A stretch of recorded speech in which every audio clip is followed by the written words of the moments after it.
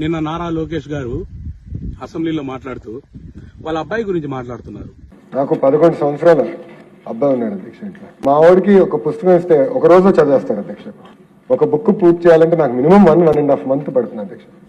మాకు ఎందుకు సార్ మీ ఫ్యామిలీ గురించి ఇంత ఖర్చులు పెట్టి శాసనసభలు శాసనమండలి నడుపుతున్నప్పుడు మాకెందుకు మీ ఫ్యామిలీ గురించి మాకెందుకయా?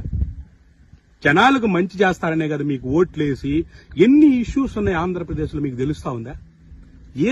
ఏ ఒక్క రంగం బాగుందని మీరు వచ్చేసి అనుకుంటున్నారు? ఈరోజు ప్రతి వ్యవస్థ ప్రతి డిపార్ట్మెంట్ సర్వనాశనంలో ఉంది. సర్వనాశనం చేస్తారు మీరు. అవన్నీ పక్కన పెట్టేసి అసలు ఆంధ్రప్రదేశ్ లో ఇష్యూసే లేనట్టు మీ కుటుంబం గురించి మాకెందుకు స్వామి? ఏదో లైబ్రరీలు ప్రతిష్ఠ చేయాలని అనుకుంటున్నారంటే బాగుపరచాలని చెప్పి. జగన్ గారు డిజిటల్ లైబ్రరీస్ పెట్టి ఎంత బాగా చేశారో చూడండి. అక్కడ జనాలందరూ బ్రహ్మాండంగా వెళ్తున్నారు, బాగా చదువుకుంటున్నారు సార్. దాని గురించి నాలెడ్జ్ కూడా బాగా పెంచుకుంటున్నారు. ఈ రోజు మీరేదో వచ్చేసి ఉద్ధరిద్దామని చెప్పేసి ఏందో మాట్లాడుతున్నారు. సో దయచేసి మీ ఫ్యామిలీ మ్యాటర్లు పక్కన పెట్టండి సార్. జనాల ఇష్యూస్ మీద అక్కడ రైజ్ చేసిన వాటికి సమాధానం ఇవ్వండి. ఫస్ట్ వాటి మీద డిస్కస్ చేయండి.